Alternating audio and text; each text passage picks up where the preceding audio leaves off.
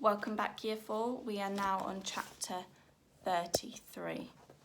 The gentleman's shoes clicked past Varjak as he flicked off the light. He headed downstairs. The black cat went with him. Fury, pure, white-hot fury seared through Varjak's body, surged through his muscles, scorched away his fear. There was nothing in his mind but what the gentleman had done to these cats. It had to be stopped now, while he still had the advantage of surprise. There was not a second to waste. He came out of the shadows into the Contessa's room. The howling stopped at once. Everyone in the cage looked at him, 100 cat eyes glowing in the dark. How to set them free? He'd seen the gentleman pull a lever to lock the cage. There it was, halfway up. One more climb for Varjak Paw. The wire mesh cut into his pads as he scrambled up, but at least he had grips. More than the garden wall. Varjak hooked both paws around the lever. He pulled down with all his weight and the lever clicked. The metal door swung open. Cats began to stream out. They were pushing and shoving, fighting each other to get away first. "Wait," cried Varjak. "Everyone, we have to work together." No one was listening. They were running in a panic out of the darkness of the Contessa's room. Varjak leaped down off the cage. It was chaos on the ground. Paws and claws, tails and snakes. Tails like snakes withered as 100 cats fought for their freedom.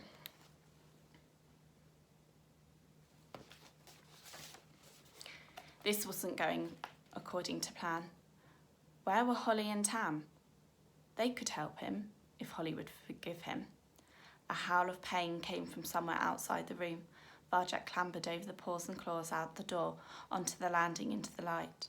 The black cats were at the top of the stairs, both of them. Together, they were terrifying. No one could get past them. Strewn beside them were bodies of those from the cage who'd made it out first.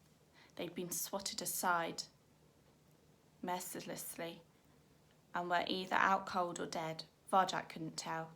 The others were trying desperately to get back into the Contessa's room, where they thought they'd be safe. It was carnage, but in the middle of it all, Varjak felt strangely calm. There was no way back for him. This wasn't going to be like a fight with Julius or even Razor. This was something else. It was life or death, that simple. Like a dancer, he picked his way through the chaos of cats. They made space for him. A profound silence settled on the top of the stairs. Varjak looked at the two black cats and stared and started to breathe deeply, filling his lungs. He was getting stronger and better every time. The power was growing within him like a living thing, and he could feel it again, rising up now. This was what he was born to do. This was it. This was the moment he'd been waiting for all his life. Fourth skill, slow time. He sucked in the air, slowed himself down. Fifth skill, moving circle. Varjak came at the gentleman's cats, powerful as a pulsing breath. Sixth skill, shadow walking.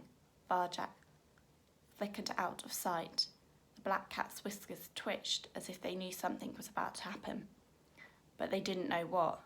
Varjak's moving circle lifted him up, flying an arc of vengeance aimed at the enemy. For the elder paw, for Holly and Tam, for the cat who'd vanished off the streets.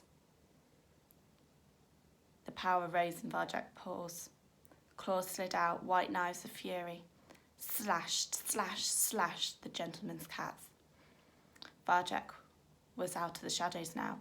All the energy, all the darkness and light was flowing through him, going out in blow after blow after blow. Everyone who'd ever put him down, every time he'd walked away, all his anger and his pain went into that attack. It felt overwhelming, a massive rush of power, almost more than he could control. He could win this fight. He could beat anyone because he knew the skills. He kept the way alive. Inside him, everything Jalal had passed on was coming together, and around him, he could hear the street cats, no longer mewling in fear, but cheering as he slashed into their enemy. It couldn't be long before they'd join in, and then the battle would be theirs. He had one of the black cats backed against the wall. Varjak looked into its eyes. Even now, they showed no expression. He launched another circle, ripped right across its face. It didn't blink. No blood came out of the wound. Varjak was tearing it apart, but it didn't bleed. How could that be? He hit it with its best shots he knew should knock out any normal cat, but it stayed standing. It didn't go down, and now he'd lost the element of surprise. The black cat hit back. It was incredibly fast, even with Varjak in slow time. He arced aside and only just dodged. The two black cats glanced at each other, and then they came for him as they'd come for the elder paw in the garden long ago. The two bodies moving perfectly, one on each side. Varjak spun a circle as wide as he could imagine, moving quick as thought. He deflected one blow, then another, turning them away. The circle held. He could feel the energy cracking through him, but the black cats kept coming, relentless, tireless, perfect, 2 of them. They didn't give him a moment to think. Never an opening, never a chance. It took all his power, all his concentration to fend them off, and slowly they forced him back towards the Contessa's room. Smash! One of the black cats broke through his circle. His defences were down. He reeled off balance. It leaped on him, wrestling him to the ground. Varjak twisted away, but it was no good. His enemy had him now. It was beating him into the floor. Hard to breathe. Where were the others? Why weren't they helping? Must break free, Varjak lashed out. The weight pressing down on him, pinning his paws, crushing his lungs. Varjak gagged. No air. Black eyes filled his sight. He used all the skills, and they weren't enough. The way wasn't enough. But there had to be a way to win. There had to. At the edge of his vision, he saw a flash of black and white fur, a gravelly voice. The collars! The collars? Varjak looked at the black cat's necks. It wore a collar, like the toy cat's. He looked into its eyes. So strange. Not like cat's eyes, glassy. Glass? They were glass, like the toys. Not quite alive, not quite dead. If the gentleman can make a toy cat, why not a fighting cat? A perfect machine, couldn't be killed, didn't bleed, never gave up, could be turned on or off from the collar. Last chance. He sucked in the air, sucked it all in, and let out in one last blast, a desperate lunge for the throat. His teeth closed around the collar, wrenched back, and ripped right through it. The collar curled off the black cat's neck.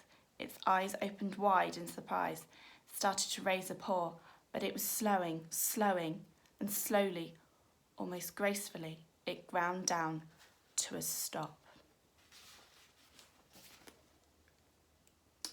And that's the end of chapter 33. What do you think those cats are? Are they real? Are they robots? Are they machines? Hopefully, we'll find out in chapter 34.